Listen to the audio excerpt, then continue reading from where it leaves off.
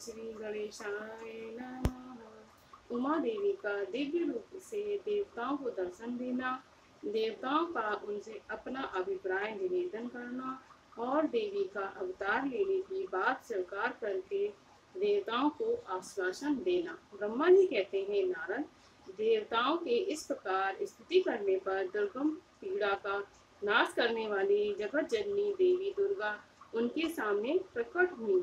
वे परम अद्वितीय दिव्य रथ पर बैठी हुई थी। उस श्रेष्ठ रथ में घुंघरू लगे हुए थे और मुलायम बिस्तर बिछे थे। उनके श्री विग्रह का एक एक अंग करोड़ों सूर्यों से भी अधिक प्रकाशमान और रमणीय था। ऐसे अवयवों से वे अत्यंत उद्दासित हो रही थी। सब ओर फैली हुई अपनी तेजो राशि के मध्य भाग में वे विराजमान थी।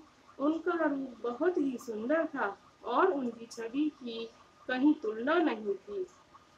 सदाशिव के साथ विलास करने वाली उन महामाया की किसी के साथ समानता नहीं थी। शिवलोक में निवास करने वाली वे देवी त्रिविध चिन्मय गुणों से युक्त थीं। प्राकृत गुणों का अभाव होने से उन्हें निर्गुणा कहा जाता है। वे नित्य रूपा हैं। वे दुष्टों पर प्रचंड कोप करके चंडी कहलाईं, परंतु स्वरूप से शिवा कल्याणमयी हैं। सबकी संपूर्ण पीड़ाओं का नाश करने वाली तथा संपूर्ण जगत की माता हैं।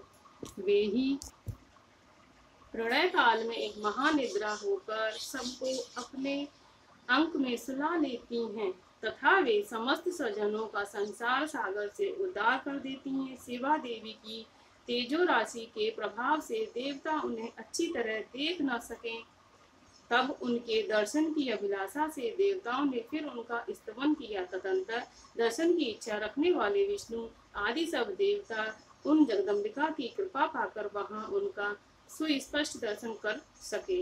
इसके बाद देवता बोले, अम्बिके महादेवी, हम सदा आपके दास हैं।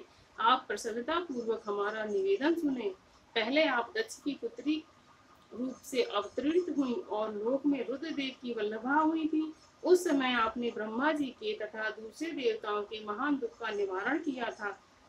तदंतर पिता से अनादर पाकर अपनी ही की हुई प्रतिज्ञा के अनुसार आपने शरीर को त्याग दिया और स्वधाम में पधार आई।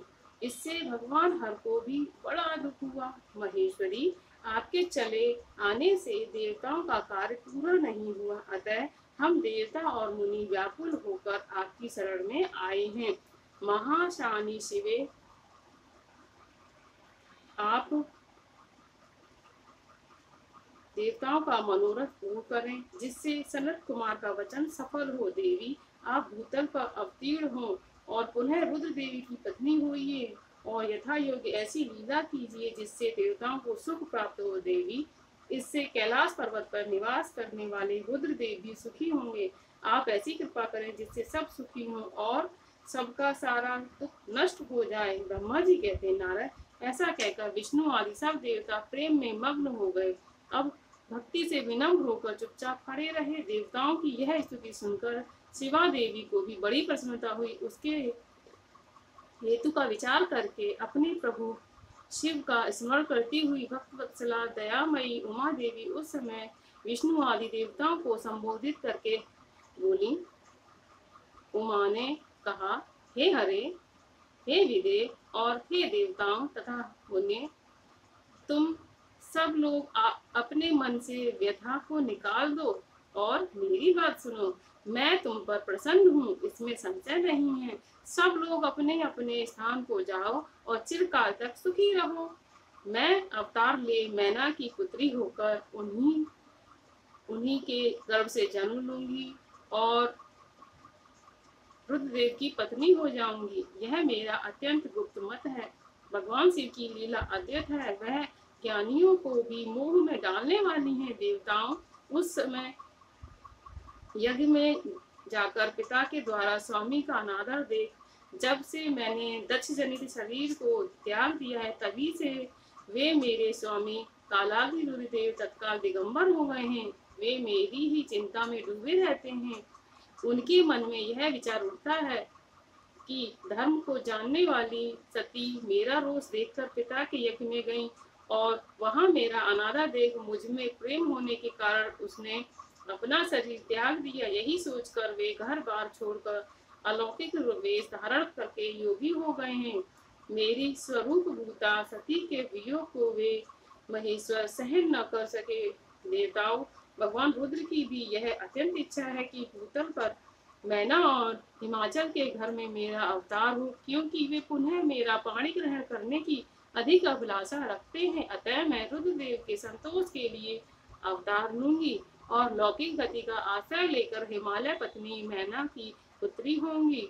नारद, ऐसा कहकर जगदम्बा शिवा उस समय समस्त देवताओं के देखते ही देखते अदृश्य हो गईं और तुरंत अपने लोक में चली गईं।